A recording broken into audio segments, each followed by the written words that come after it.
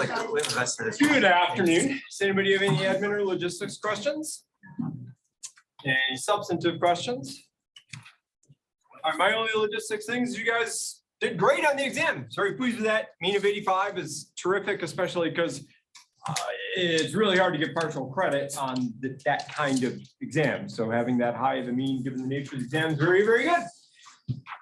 One heads up is if you walk out of the last exam a week from Friday and you're not sure that you got an 85 or a 90, don't immediately think the world has come to an end. It's very common for the mean on the last exam to be lower. And that's fine because I curve. What you really care about is how you're doing compared to other people. And it's just the nature of the material that very often the mean will be lower on that last exam, which is going to stress formulations.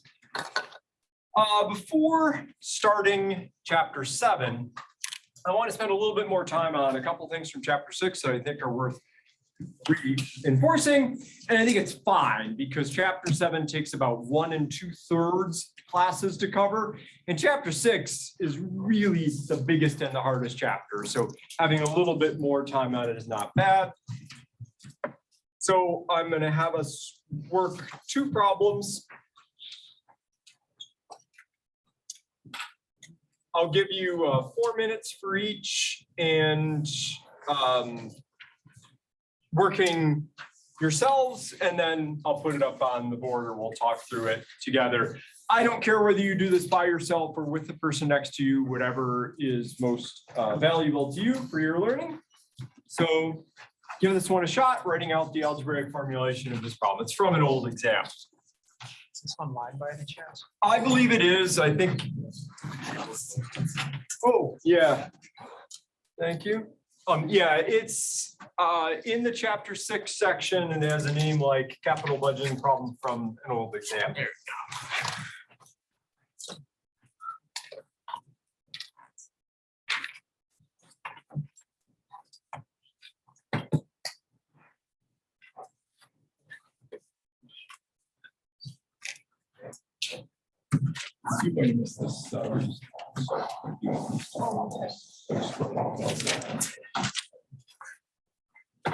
We're starting just to practice this problem.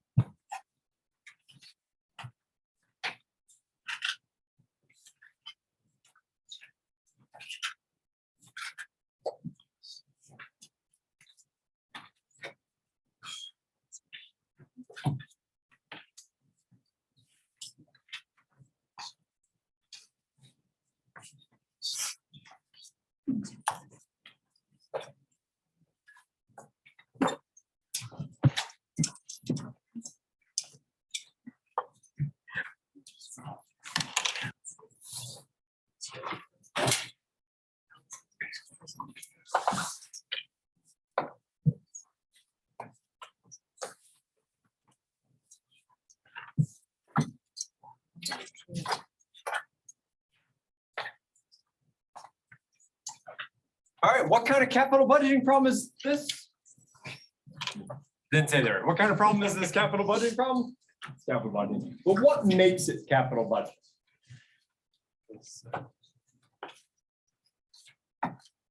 What's the distinctive character of a capital budgeting problem?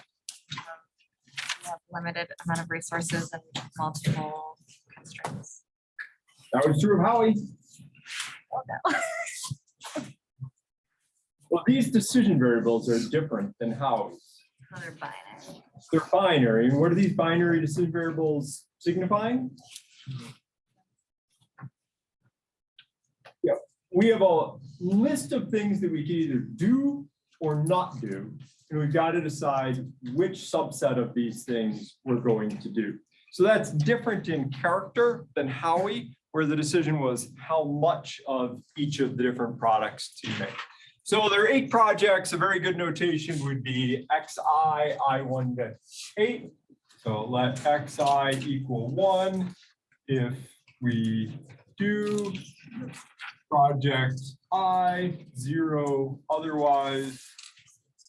And good practice to give the range of the subscripts.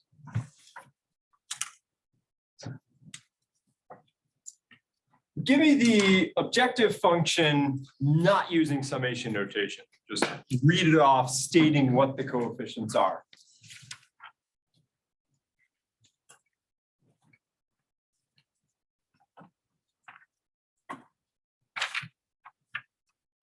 Go for it.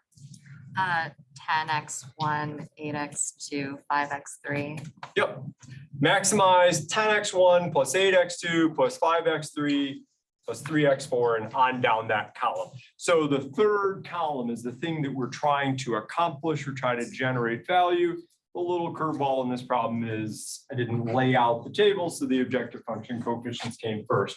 If you wanted to use summation notation, you could just sum I equals 1 to 8. Choose some mnemonic letter. You could say maybe I sub I. I is the importance of project I. And the way this works is if you do the project, that X is 1, you multiply something by 1, you just get that thing. So you get to take credit for that value created. But if you don't do the project, the X is 0, anything times 0 is 0, it wipes out that coefficient. Pick a constraint, any constraint that we should add to this formulation. Well, the initial capital cost. All right. The sum of whatever you're doing. So let's call capital cost big C, I to 8, 1 to 8 of big CI XI. Oh, I'm sorry, I just heard you wrong. What you're calling it, HCI? No, you were right. That was right. Okay. Is less than or equal to 25 million. Yep. And if we weren't doing it in the compact notation, we would say 5x1 plus 4x2 plus 8x3 plus 6x4, march down that first column. And that adds up how much money we're spending at the outset. And that must be less than or equal to that $25 million budget we have. Then there's likewise an annual operating cost constraint.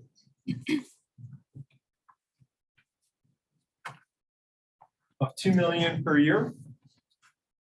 And if we were going to say that the long way, we would say that's x2 plus 0.3 x3 plus 0.4 x4 plus 0.5 x7 plus 0.4 x8.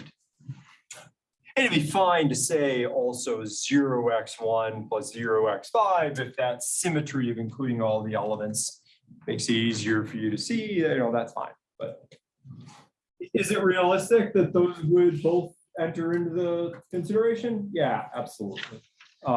I have seen organizations make the mistake of saying, we've got enough money to build this building, let's build the building. And then later on regretting it, as they have to lay people off or freeze salaries because they can't, they're in a pinch because they have to maintain the building, heat it, cool it, and so on. So, and those can be separate considerations. What are other constraints that we need to add? School priority. All right, so what's the medical director priority score constraint look like? I think we have to introduce big M because it's binary, but no. No big M. Gotta go to some. How do we make the dean of the medical school happy?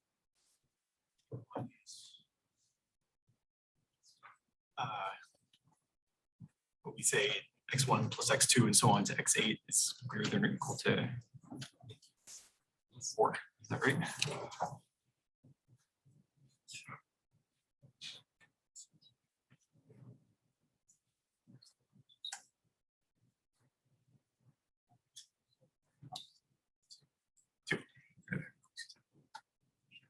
Do you want to go all the way out to x8? Only the first 4 are things that make that person happy. So we stop the summation at x4. Now, we could also have written this as something like sum I equals 1 to infinity, 1 to 8 of, I don't know, dixi greater than or equal to 2, and then say these coefficients for the first 4 are 1, and for the ones after that are 0. That would also be a valid way to do it. That's the approach where you visualize the whole row of yellow with 1s and 0s in it. But this actually, I think, is kind of easier for the human to read and to map into the table. All right, we made the medical school dean happy. How do we keep the nurses happy? X7 plus X8 is greater than or equal to 1. Yep.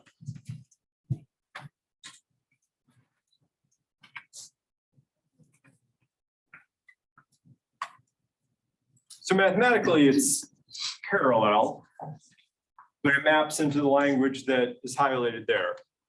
Attrition among nurses has been high. The head of the nurses union has demanded changes to improve the working environment.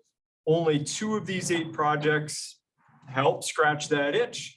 CEO worries that if neither moves forward, that would be bad news. So neither going forward would be both of these being 0. This constraint guarantees that we don't have both X7 and X8 be 0.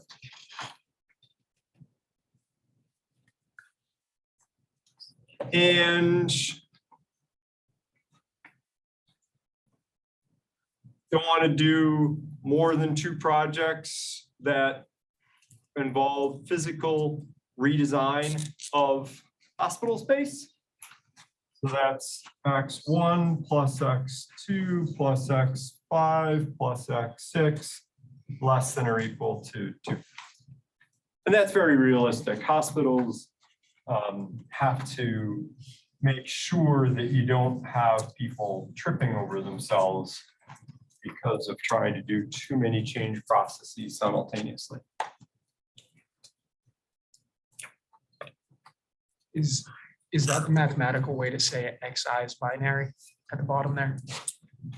Yeah, for all I, xi is an element of the set 0, 1 is just a way to say xi binary. And you can totally, if you want to write just xi binary, 100%, that's totally fine too. Any questions about that problem? Capital budgeting problems are really, really common. They come up in a lot of settings.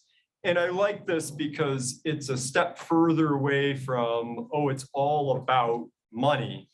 This shows that you can capture stakeholders' interests in the sort of political game. I don't mean Democrat, Republican politics, but I mean organizational politics can be pulled into the formulation.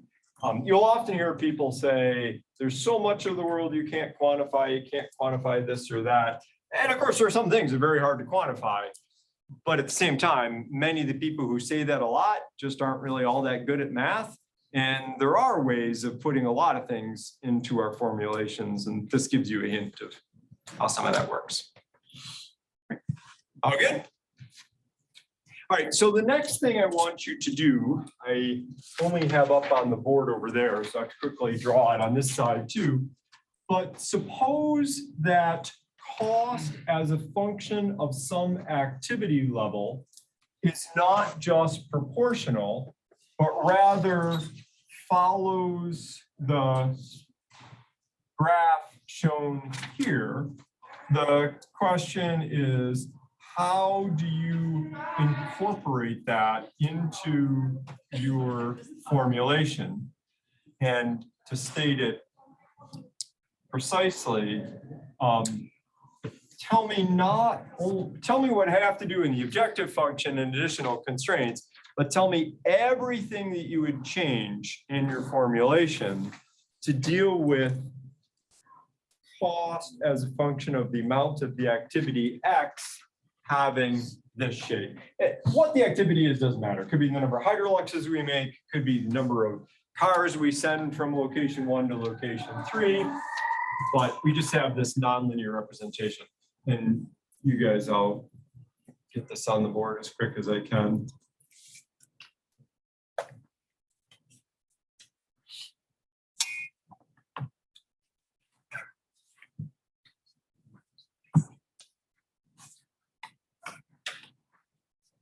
It's not necessarily well drawn to scale, but what I'm supposed to be indicating here is the slope is not the same on either side of 0.3. And the meaning of the dotted line is can't do that. So you can do nothing, or you can do more than 2. And if you do more than 2, the cost is what is drawn there. So again, give yourself 4 minutes by yourself or with the person next to you, and write out the algebra, define the variables that would allow you to deal with that nonlinear cost function.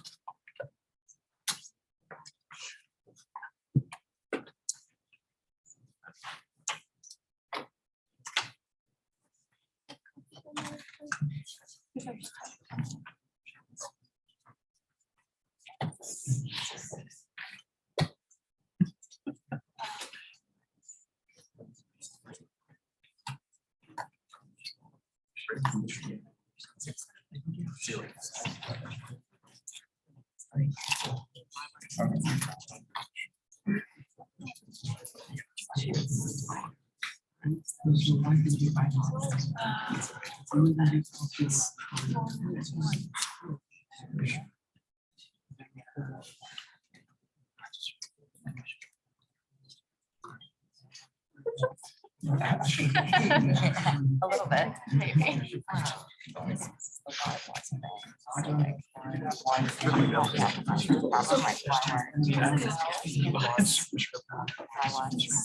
Doesn't matter whether they're super or subscription. Yeah, they're two separate ideas. You've got a fixed cost and you've got a quantity discount rate. You're gonna have to Does it have to be designated letters? It just does, it's a convention. So mathematically correct to call it Wahoozabob, but everybody else tends to use Y. So for communication, better to call it convention.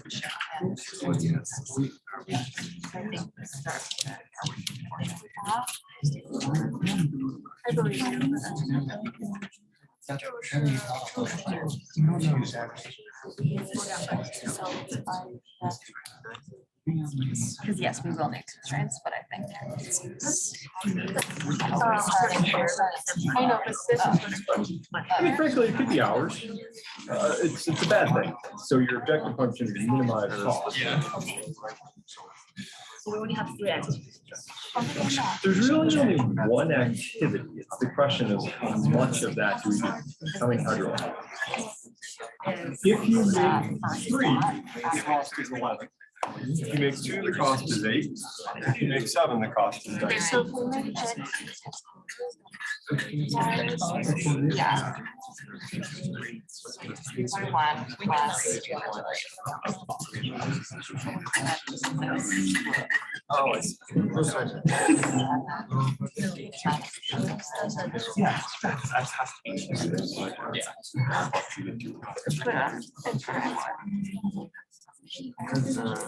Yeah, that's why it's different constraint. So you have to add new constraint. Then you're- So it should be.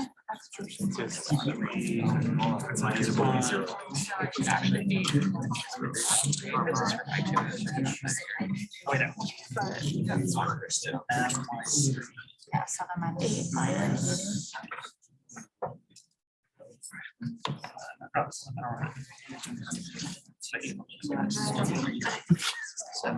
Three, oh, is that also 3?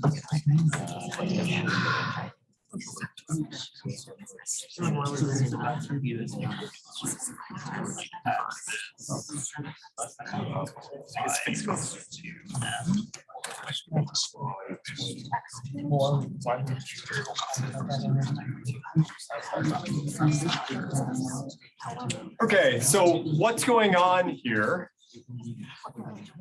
There's a fixed cost. There's a minimum activity level. And there's a kink with a quantity discount. So all 3 things are happening at the same time. It's $3 per unit over that range and $2 per unit over that range. To deal with a quantity discount, we have to break the variable that had been representing the activity up into 2 pieces. So we'll have X1 be the amount of the activity up to the 3rd unit of activity. X2 is the amount of the activity beyond 3. And we'll have 2 binary decision variables. So let Y1 be binary DV, indicating if we do anything, i.e. if we're gonna have to pay the fixed cost, and Y2 be binary DV, indicating if we buy any at the lower per unit cost of $2 each.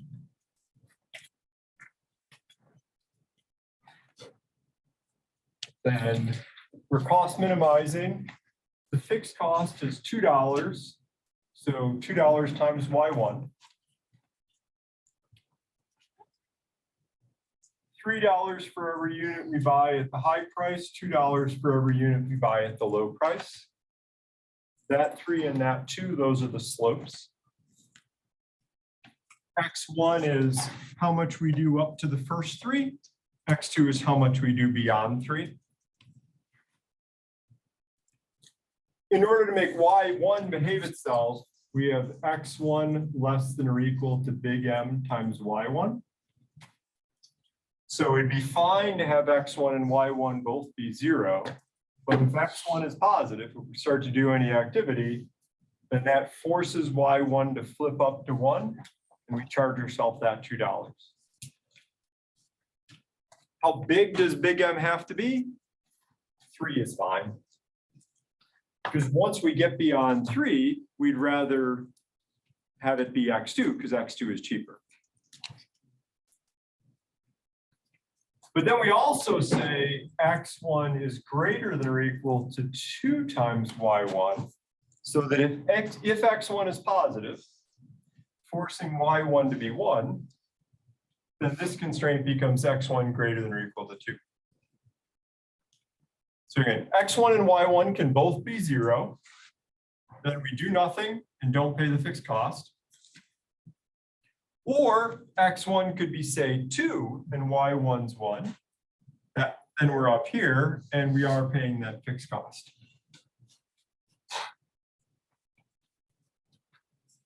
If we want to buy any at the low price, then we force Y2 to be 1. And in that case, we better have the number that we buy at the high price be at least 3. So if the number we buy at the low price is positive, this constraint forces Y2 to be 1. And then this constraint says, well, you better have bought at least 3 at the high price before you can buy any at the low price. What should this big M be? Well, it really depends on the interpretation of the graph. If the graph is actually stopping here, meaning you cannot go beyond 7 units of total activity, then X2 can't be bigger than 4. If the meaning of the graph is it just continues at that slope forever, then you would choose the big M there to be some large number so it doesn't constrain things. Do you always have to pick a number to be M, or is it appropriate to leave it as M? It is fine to leave it on your exam, just say it's big M. Can you explain why you chose 4 again? Yep.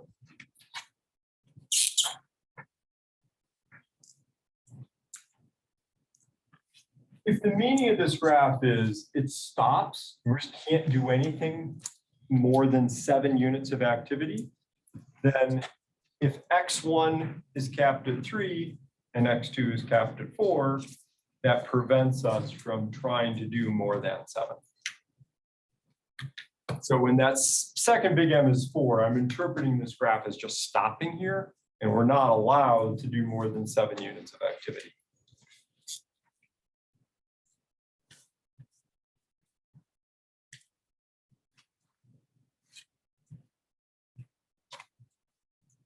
Just to clarify, so X2 is stopping at 311, is that right? Or X? The cost curve passes through the point 311, meaning if I do 3 units of activity, it costs me 11.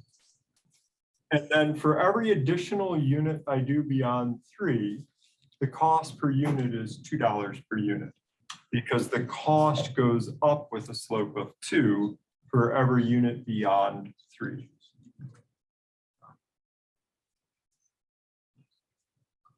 That makes sense.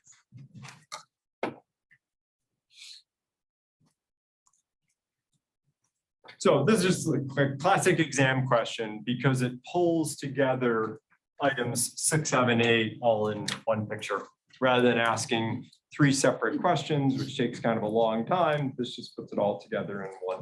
And in the real world, you can have both these things happening at the same time. Can you explain how you got the 2Y1? Yes, the meaning of this picture, why this is a dotted line, it's meant to say you're not allowed to do less than 2. I just included the dotted line there to help you see the slope and see what the fixed cost was. So if I do any at all, that forces Y1 to be 1, and that means X1 must be greater than or equal to 2. So this is the minimum activity level piece. So this is like fixed cost piece, minimum activity level, quantity discount, kink in the cost curve. Y2 doesn't make an appearance in the objective function. That is correct. Y2 per se doesn't cost you anything. There's no jump at the kink. But I need Y2 in order to make X1 and X2 behave themselves. That's one of the reasons why we call them auxiliary binary variables. The idea there is they're not themselves things that you do or instructions or whatever. They're there to make things behave themselves. Elaborate the constraints again, because Yep, start with this one. Suppose X1 is positive. Then this binary variable must be 1. You okay with that? Once this has been flipped up to be 1, this says X1 is greater than or equal to 2. That's implementing the idea that if we do anything, we must do at least 2. And this charges us the fixed cost of $2. So this 2 and this 2 being the same is just a coincidence. This is the minimum activity level. That's the size of the fixed cost. They both happen to be 2. And likewise, that, those 2s all mean different things. That's $2 fixed cost, that's minimum activity level. This one says, if you're going to buy any at the low price per unit, then this binary variable flips up to 1. And as was just pointed out, that doesn't directly enter the objective function, but it does have an implication through this equation, which says you're going to have to purchase at least 3 at the high price if you want to buy any at the low price. Otherwise, solver would have just happily jumped out here and said, let me start to make x2 be positive, and I'll never bother doing any x1. Okay. All right, are we okay with what's on the board? Excellent. This is not a correct answer. There is another thing you have to write, right? So the question will be something like, indicate all of the things you would have to do to reflect this in your formulation. The other thing we have to do is somewhere else in the problem where we used to have plain old x, we now have to go back and replace it with x1 plus x2. So like the plain old x would be number of cars shipped from Minneapolis to Los Angeles, say. X1 is cars shipped from Minneapolis to Los Angeles at a marginal cost of $3 a car. X2 is cars shipped from Minneapolis to Los Angeles at a marginal cost of $2 per car. If I had a flow balance constraint that was like flow of cars out of Minneapolis or flow of cars into Los Angeles, that would now have X1 plus X2 in it because it's the sum of those that represents the total number of cars moving. We broke it down only because in the objective function, we had to distinguish it. But X1 plus X2 is measuring the total amount of the activity, whatever the activity is. So after writing this, then you write a little sentence that says, and wherever else in the formulation I had X, replace that by X1 plus X.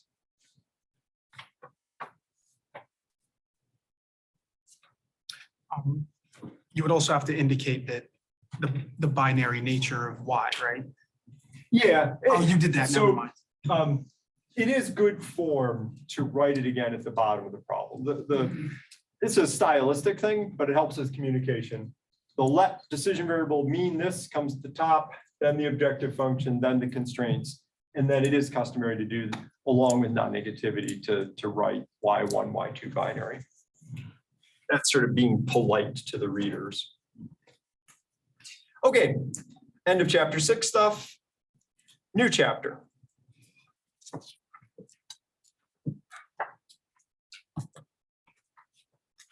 An hour ago, you should have hated me. I mean, maybe you already do, but you've worked really hard for 5 weeks, and so far, you only know how to deal with problems that have just one thing you care about, like maximize profit or minimize pollution. But you have no idea before this chapter of how to deal with problems which have both of those things on your mind at the same time. But this week is the tricks that let you deal with any optimization problem that has multiple objectives. It could be a plain LP, it could be make versus buy, it could be a transshipment problem, whatever. The underlying problem doesn't matter that much. This is about tricks for dealing with multiple things you care about. We will only do LPs just to keep the computation simple, but the methods of dealing with multiple objectives would work fine if it was an IP or even a nonlinear problem, which we'll get to next week. The origin, okay, and then this slide basically shows what we're going to do. We're going to talk briefly about 2 old-fashioned ways of dealing with multiple objectives, and then we're going to get to the good way, which was invented by Jerry Cohen, a name familiar to those of us who've been around because he was president of this university from like 95 to 2010 or 12 or something like that. He invented this back in the 1970s when he was working on water resources planning problems. Primarily, just think about building a dam. When you're building a dam, what are the outcomes that you care about? Like energy generation. Maximize electric power production? Yep. Any others? Minimize cost. Minimize cost, Minimize the impact on the environment. minimize environmental damage. Not flooding things. Well, so there's two: minimize environmental damage from flooding or minimize displacement of people from the flooding. But on the positive side, there is minimize future flooding because you're able to use the reservoir to absorb some of the rain. So there's a positive side of reducing unintended flooding later. Maximize recreational potential. I love to go kayaking on the reservoir up at Moraine State Park. And there's probably others. When Jerry Coleman was trying to think about these problems, he said, I've got all these cool map optimization tools, but none of them are allowing me to grapple with that. So I think I'll invent a whole new branch of mathematics to deal with it. He's a smart guy. But before we get to what Jerry invented, I want to talk about these two things briefly. This one you've already seen, lexicographic preferences. I intentionally gave you a preview of this back in chapter 3 with the Riverside oil blending problem. So this is just a reminder of that. The word lexicographic is the word that goes with alphabetizing things. So when you alphabetize books, you first look just at the first letter and you totally ignore the second letter unless there's a tie on the first letter. So AZ comes before BA. That fancy word lexicographic is essentially just alphabetized.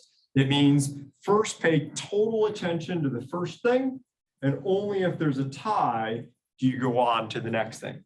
So a quick reminder, in this blending problem, we had three kinds of oil we were mixing to create two products, and it was a chapter 3 problem because there was this octane restriction that the octane ratings must be good enough. When we solved this the first time, we got this solution, found out we can make $4,650, but there's this awkwardness that we would be selling a cheap product that was actually higher quality than our expensive product. So that raised for us a second consideration. We want to maximize the amount of octane in our good product.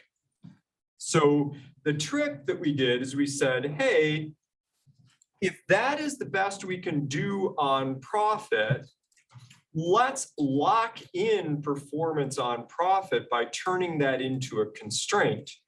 So I will add to my solver formulation the constraint that my profit must be greater than or equal to that number that I found. But now profit is going to, it has to be exactly that number. It can't be bigger than that because it's what we got out of the first maximization. Now we're not letting it be smaller than that. So guaranteed, any solution that's feasible will produce exactly 4,650 on profit. So it's a total waste to tell solver to make that the objective. Get that out of the objective and now consider the secondary objective of maximizing octane in.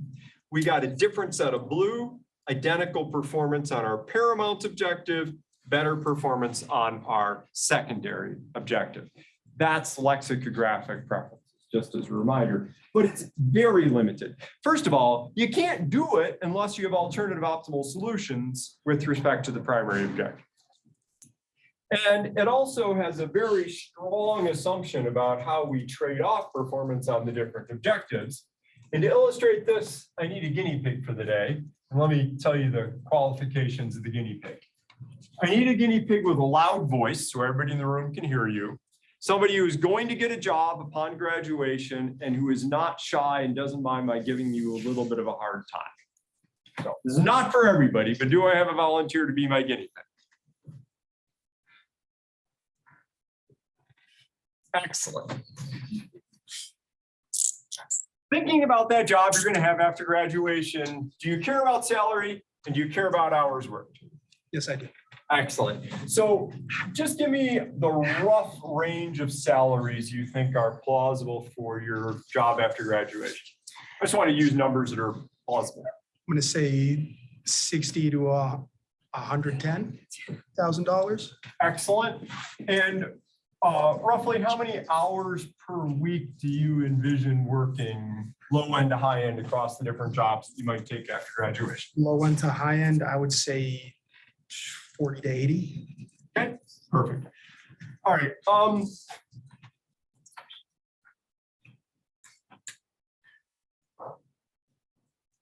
Which of those two objectives do you think is the more important one? Maximizing salary or minimizing hours worked? Maximizing salary.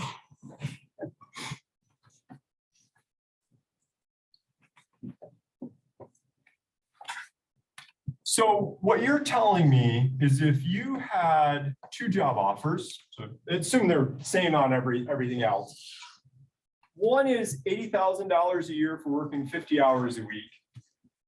And another one is $79,999 a year, but you'd only have to work 30 hours a week. You choose this one, right? Well, obviously. No. And the reason, very reasonable, most of us would do it that way. And the reason is you are willing to give up a little bit on the objective, even if you think of it as the most important, if it's going to make a very big difference on another objective. Lexicographic preferences does not allow for that. So that's why lexicographic preferences alone is not enough. So let's move to this next one. This one says, all right, you've got this spreadsheet model and there's several different cells out there that capture things that you care about, like salary and hours worked. We're just going to take a weighted sum of those. Something like, 2 times salary plus 3 times hours worked, or maybe it's 7 times salary plus 8 times hours worked, or whatever. We're just going to take a sum product weighted sum of these. And then that's the thing that we're going to care about. I guess since it's minimized hours, it'd probably be 3 times salary minus 5 times hours, but you get the idea. So let's play with how that would work. I need your help here. This is the hardest part for you. I would like you to tell me what salary would leave you indifferent between these two job offers, right? So first job offer is better on hours worked. So presumably to be indifferent, the number here has to be bigger than 80,000. If it were $1 million a year, you might choose this. If it was 80,000 in a penny, you might choose this. So give me the number here such that if you had both those job offers, you'd be like, yeah, I don't know. It's a toss up. Let's call it 87,000. Excellent. So that says that your trade-off between between attainment on these two objectives is $7,000 per 5 hours a week worked. All right. Now I can see the future, and here's the future if you take that first job. I've got good news and I've got bad news. All right. So the bad news is you're going to be working 110 hours per week because you're going to get more and more responsibility thrown your way over time. But the good news is you're going to be making $1,080,000 per year because you've got all this extra responsibility. And you're going to get another job offer. And this next job offer is going to ask you to work 5 hours a week more, taking you from 110 to 115 hours per week. But good news, it's going to raise your salary by $7,000. If you had this job, would you be indifferent between this one and that one? No? Which one would you prefer? Of these two options? Yeah. I mean, I want my 5 hours back. You want your 5 hours back. Excellent. That's what almost all of us would do. Why? Lowell Taylor would answer that with just 2 words: diminishing returns. As your attainment on salary goes up and up and up, the marginal utility you derive from that $7,000 increment becomes smaller. And as your amount of sleep goes down and down and down, the pain of giving up another 5 hours a week of sleep becomes more and more intense. In other words, there is not a single trade-off rate that applies throughout the whole space of attainment on these competing objectives. i.e., if you go back to the PowerPoint, there just is no right number for trading off attainment on 2 goals that applies over the full range of what you might get. So we need a different approach. We need an approach that will not be rigid about that trade-off and will allow us to explore the space, i.e., we need Jerry Cohen. We need the goal programming. Okay. The good and the bad news for this week is there's in some sense only one idea. The bad news is it's hard. All right, so this is how it's going to work. You're going to hear this idea over and over and over all week long. And the first, I don't know, 4 times through, you're going to say, I don't know what he's talking about. But then it's going to click. And it just comes from seeing enough examples worked. And you're going to get the, oh, okay, I'm just going to turn the crank. I'm just going to follow this set of steps. And that will get me through to what I want. So this is a preview of those steps. But don't worry if it doesn't make a whole lot of sense yet. Here's the idea. We have a spreadsheet model with regular old decision variables and constraints, but now there's multiple cells in it that we care about, that we want to make big or small. The bad news is you cannot point solver to all of them. I'm going to try it at home. Open up a spreadsheet model and point in the target cell, point to a cell, comma, another cell, see what happens, you'll get an error message.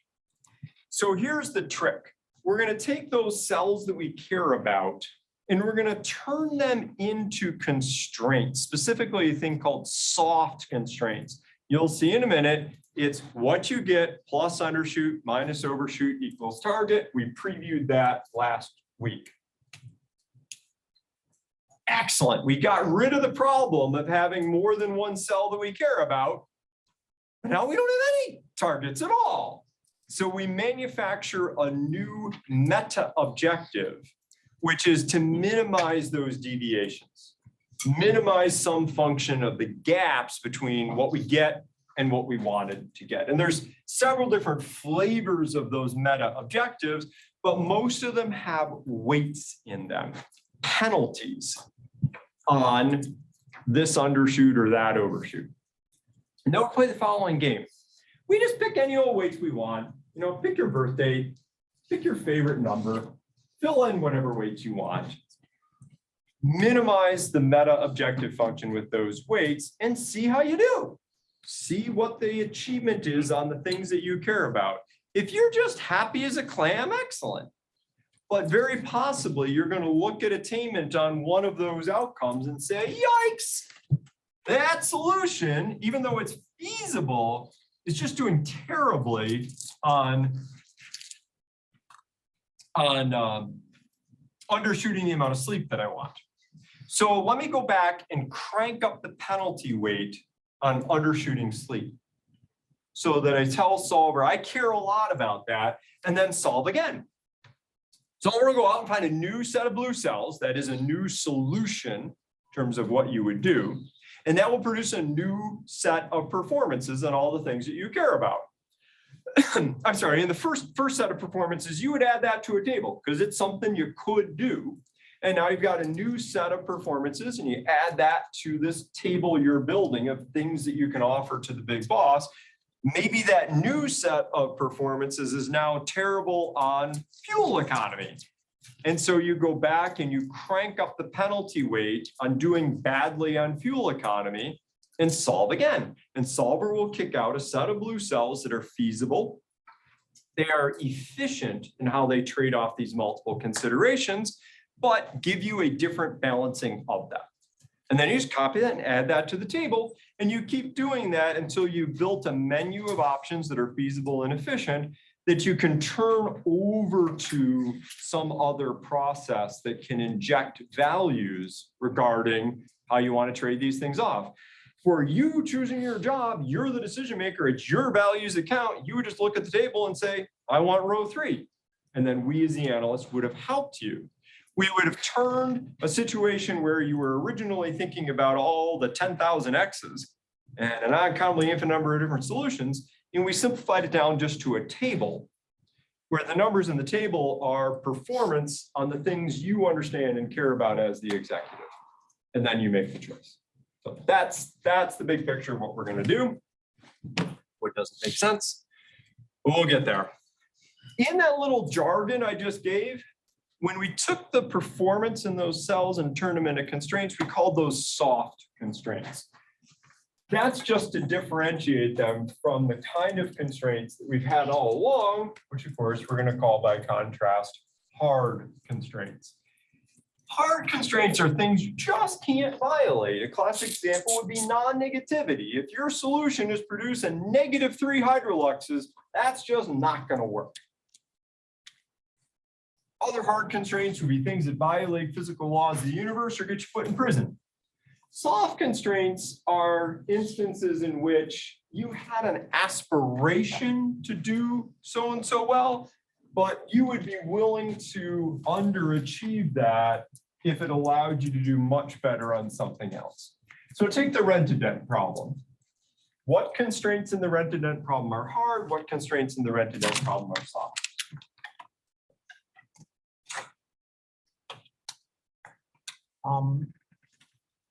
I would imagine the supply constraints are hard.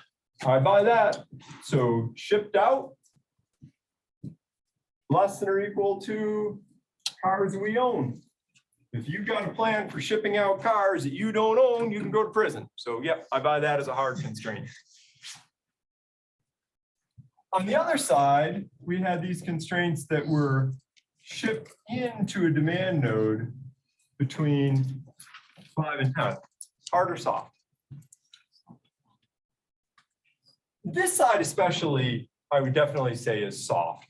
The logic there was we just didn't want to have a large number of disappointed customers in one place. But if we could cut our costs by $1 million by only delivering 4 cars to one location, yeah, we'd probably do it. So that one's soft. This side, you could argue it either way. I could say, I mean, come on, we're a rental car company. We want to rent these cars. It would really be dumb to send them someplace where they aren't needed. Presumably, the benefit of renting is going to exceed the cost of relocating. So effectively, I could treat that as hard or not. Sometimes it's a little bit judgmental. Non-negativity, that one's probably a hard constraint. And you can think about some of the other examples, and you'll get used to over time. But let me sort of put up this application area as an example of multiple objectives. So put yourself in the shoes of the admissions office of a typical undergraduate college. You're trying to make decisions, literally, that is, if there's 5,000 applicants, yes, no for those 5,000 applicants, but probably also for the yeses, how big a financial aid package. So you might think about this as Y, I 1 to 5,000, binary, yes, no, admit, X, I, how much aid do we offer to those 5,000 students? There's like 10,000 decision variables. And as a function of those decision variables, you could write a formula that said, this is the size of the entering class that we will get if we choose our 10,000 blue cells to be what they are. So the X in this notation is a vector. It's all of the blue cells of the underlying problem. And if we were just trying to maximize the number of people who enrolled, that'd be a one objective problem. But we might care about other things. We might care about the quality of the class as indicated by standardized test scores. We might care about the percentage of the class that is diverse on some dimension, here international. And when you're in elite school, you can say, I don't want a bunch of pointy-headed nerds. I also want to make sure that at least a certain proportion of the students are really fantastic at something else, just to make the student body a more interesting group of students.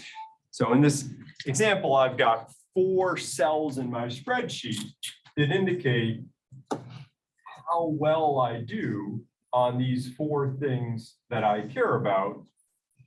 How do I turn those into soft constraints? Here's the good news for this week. You do it on automatic pilot without thinking, just by mechanically copying the formula off the crib sheet. Don't think hard at this step.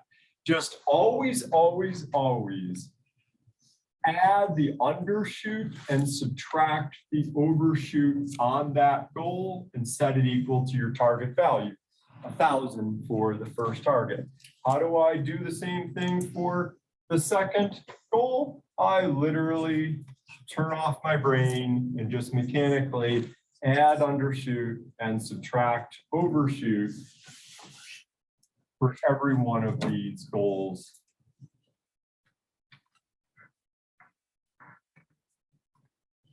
Yes, there will be some problems where you know ahead of time you don't need both deviational variables, and you could do some algebra in order to save solver from having to deal with one more decision variable. Don't do it. It just increases the chance that you make a mistake, and it's really not a big deal. Save solver one decision. So that's what you do. Now, I know from having taught this for 30 years, a lot of you are like, no, no, no, you screwed up. You added a minus and you minused a plus. But that is the way it's supposed to be. And the way you can see that is just plug in some particular numbers.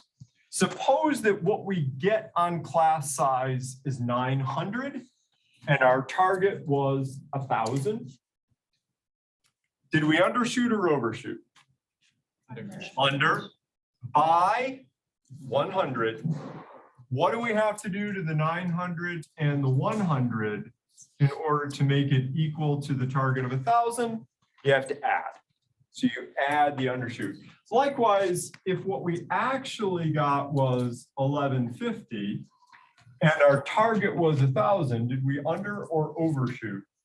We're over by 150, and you have to subtract the 150 from the 1150 to make that equality work out. So I know it looks backwards, but that's the right way to write the soft constraint.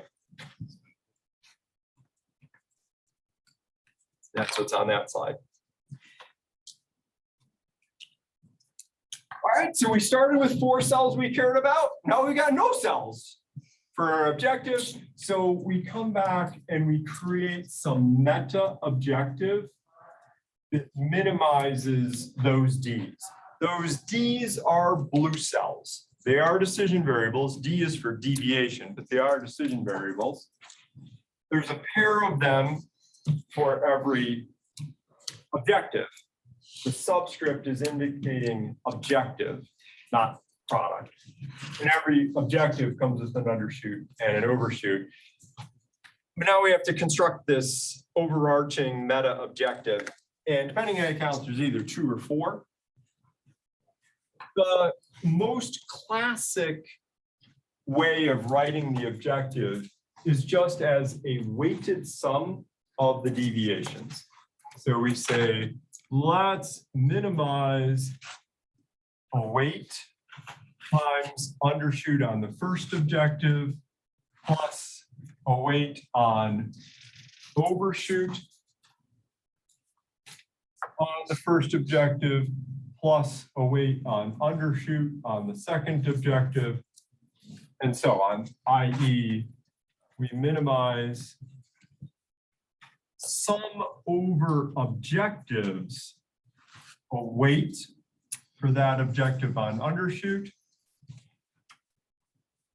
times the amount of the undershoot plus a weight for that objective on overshoot times the amount of overshoot. W's are yellow, T's are blue. That's linear. Mathematically, it's no different than 350x1 plus 300x2. And those yellow cells, the weights, those are the things that we twiddle with. Pick some initial numbers, solve, see how it turns out. If you're not sleeping enough, crank up the W that goes along with not getting enough sleep and solve it again. That's this.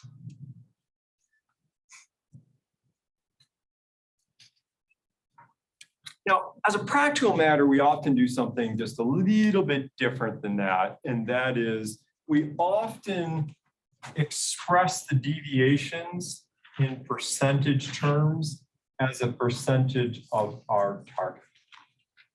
That really does not change anything because the T's are yellow.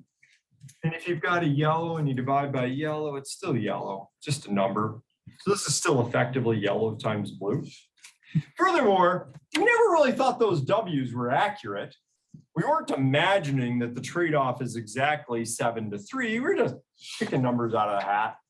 It doesn't really matter whether we pick numbers out of a hat or you pick numbers out of a hat and divide them by something. What's up on the board is this. Why do we do it if it doesn't matter? It just sometimes makes it a little easier for the human being to interpret things. If one of the targets is 1,000 students, and another target is 0.25, 25% of students being foreign, is 0.3 a big deviation or not? It depends on which goal you're talking about. 0.3 on the deviation for percentage who are foreign. That's really big. We were trying to get 0.25. Are you off by 0.3? That's a big deviation. But what if you're off by 0.3 on students? I mean, it gets bloody, but that's not a very big. So a lot of times it just helps us think about, is that a big or a small deviation to express it in percentage terms? But we really haven't changed anything. The bottom of the half of the slide, that's changing something real. That's super cool stuff. It's almost magical, where we're going to minimize the maximum deviation or minimize the maximum percentage deviation. And you'll just see it when we get to it, how it works. It's super cool, but it's better just to see it by example. All right, so let's get to an example because I know it's all in the abstract, just crazy. So we're going to first do this glisten paint problem. And it's brilliant. Ragsdale, he makes the actual problem tiny.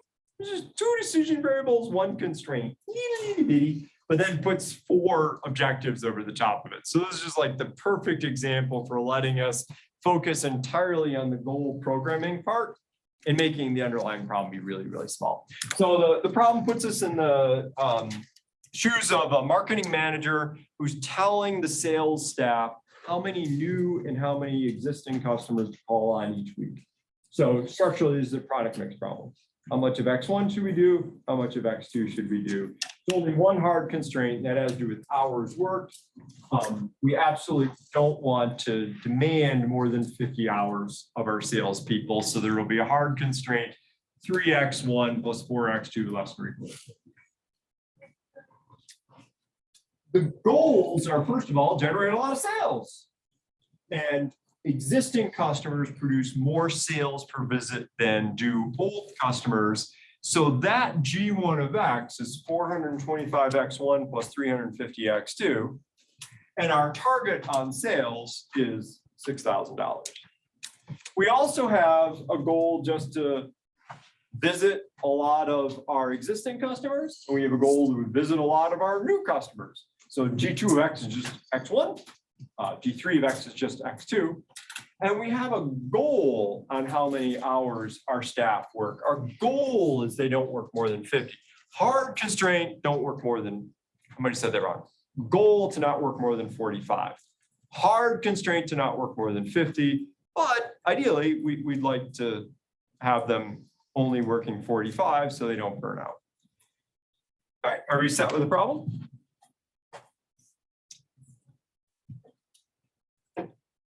So this is the spreadsheet, like Howie. This is basically product mix with 2 products effectively. And the hard constraint is just like, pump labor or tubing. And these are like the 350x1 plus 300x2, just we got 4 of them. And we have these targets. So how do we solve it? First thing we do is we convert these into soft constraints by leaving room for undershoot and overshoot. So those blue cells are the Ds. And then we have to enter the constraint into solver, we're going to have a cell for the left-hand side, which is just what we get plus undershoot minus overshoot. So that's just this equation, and it's the same equation for every goal. That's one of the other things, you just do it on automatic pilot. Then when we go into solver, we'll say these cells must be equal to those cells to get those constraints into solver. But the problem says treat it as a goal program and minimize the sum of the weighted undesirable percentage deviations. Whew, it's a mouthful. First thing we do is we convert the deviations into percentages by dividing by the T's. T being the target value for that goal. So those cells are the percentage deviations. But it says we want to have weighted deviations, so we need W's on the undershoot and the overshoot. And our overall objective, this meta objective, is a weighted sum of these percentage deviations. So that thing I'm creating there, that's what I'll point target towards.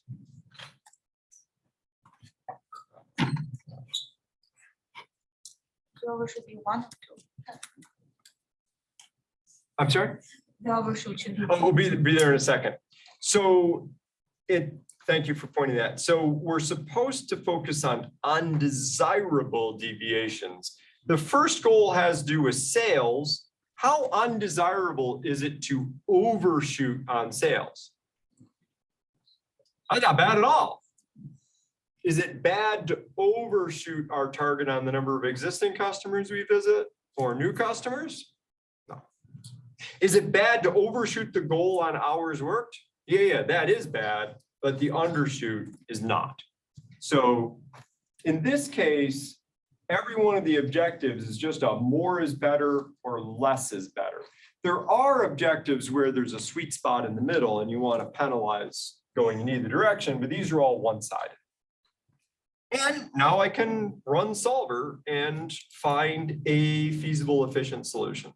So as I said, point solver to the meta objective. Got to point it to the real X's for the underlying problem, comma, then the D's. We add the hard constraints the same way we always would have. And we add the soft constraints just by saying those left-hand sides must be equal to the right-hand sides. Non-negative, simplex, solve, and we got a result. Don't look at that. That doesn't mean anything. At this point, don't even look at that yet. We'll get there later. Right now, what we care about is how well did this solution do on the 4 outcomes that we care about. And this is something we could do. So we want to tell the boss about it. So we bring this down to the table and say, hey, boss, I can deliver that for you. But we don't actually talk to the boss yet because we look at this and say, yikes. I think the boss is going to say you're a total idiot and you're fired because that's just not doing well at all in hours worked. So we'll come over here and we'll maybe pump up the penalty on overshooting goal 4 and solve again. And we have a different solution with different performance. Again, it's feasible, it's efficient. So by all means, add this to the table we're creating to show to the boss. Now we can give the boss two options. But we can think out and say, you know what? I don't think the boss is gonna like that undershoot on existing customers. So now let me crank up the penalty on that deviation. And I'll solve again. And I've got a different solution with different performance, and I add it to the table. And I essentially keep doing this until I feel like I have fleshed out well the efficient frontier in goal space. And I'm not discovering new alternatives that are useful. And once I've got that table built, I just take the table to the boss. The boss does not have to understand simplex. Boss doesn't have to know what a vertex is. There could be 10,000 blue cells underneath the thing. Boss doesn't have to see those. The boss just sees the table expressed in terms of what the boss cares about. And the boss will say, I want the third option. Or if the boss says, I'm still confused, that table, I don't know what I want, then you say, wait, let me take Hawkins' fall course, 94.833, multi-criteria decision-making, where we deal with a bunch of ways of addressing problems of that sort. And they come up from this, but they also just come up naturally. You're like, gonna hire somebody, you got 6 candidates you can hire, they differ on experience, quality of letters of recommendations, GPA, how do you trade those off? You're buying a car, you're looking at 8 different cars, they differ on cost, reliability, mileage, appearance, which one you, so the corpus of materials we could cover in this class has grown over years as new methods are invented. I've taken some of them and just pushed them off to this optional fall class. But getting the table out there is a major contribution. You go from an uncommonly infinite number of potential solutions that confuse you because they're in blue cell space and get it out into just a table expressing performance and what the boss cares about. And there's a lot of value creation. Right, questions about that? I have to stop with this example here because it's just a small example. There just aren't any more vertices. I've worked with this board. There's really only 3 vertices. And anything else we do to twiddle with the weights, we're just going to bounce back and forth between the same 3 vertices. So we now need to go to a different problem to illustrate more, finding more vertices. So means there is no correct answer, you just based on how your boss preference. Yes, one of the things that's beautiful about this method is the way that it separates out the portion of the analysis that is objective and the portion that is value laden. Many methods obfuscate that distinction. Like if you think about your benefit cost class, economists tend to have a language like, we know what the value of saving a statistical life is. Maybe it's $3 million, and that's the number you should put into your analysis. There's a place for that. But this approach comes from more a managerial side. And it says, no, I don't want to just look up some standard reference number for a value thing. I want to empower the decision maker who owns this decision to bring their own values to the table. And I want an approach that doesn't allow the analyst to inject their own values in a hidden way. So everything we do to create that table is not a value-based exercise. I mean, the whole formulation has values implicit in it, but I mean, the calculations and so on, all of us could create the same table. And then we hand it to the decision maker, and the decision maker is at that point able to say, I want to trade off attainment on these 2 different performance measures in the following way. And if you're turning that over to a duly empowered decision maker who has the authority to make that value judgment, you have empowered them to do their job better, but not usurped their role. So how do you transfer the undershoot and overshoot from blue cell to the other side? Solver will fill in the values of the blue cells. essentially what's going on is solver is going to find vertices in the real feasible region of the X's. And then it backfills in those in order to make that equality hold. And then from here to here and then to there is just arithmetic. And what that arithmetic enables us to do is to have a single cell that puts downward pressure on all of those deviations. Did that answer the question, or are you asking something else? The yellow cell with the undershoot and overshoot. These are just numbers like any other yellow cell. And the idea of changing this number, you mean the punishment? Yeah. If I really don't want to undershoot on this, I'll put a really big cost on it. But I de-emphasize the idea that I'm ever going to know what the right numbers are here. And I won't go back and tell the boss, I used 1, 5, and 7. Aren't I good? I'm just going to show the boss these things. I'm never going to tell the boss about the W's. The W's are a means to an end. What counts is actual performance and what the boss cares about. And if the boss says, this is what I like the most, then you can always go back and figure out what do you do in order to deliver that for the organization. All right, we only have 3 minutes left, which don't have time to do the next problem, but let me sort of preview the next problem a little bit, and it'll also give me a chance to make more visual this idea of the efficient frontier. The next problem is going to be from the perspective of a socially conscious company that wants to both maximize profit and maximize number of jobs created. So there are two things that it cares about. Just to confuse you a little bit, the language of the problem is going to be return, like return on investment, but just think about it as a problem. When there are only two objectives, we can draw performance in the space of the objectives. What corner of that plane would you like to be in? Would you like to be here, here, here, or here? We'd like to have a lot of job creation and a lot of profit. It'll be impossible to go all the way out there because there's going to be some efficient frontier. It indicates the farthest we can go towards that smiling face. Anything on this side of the frontier is just impossible. It violates the hard constraints.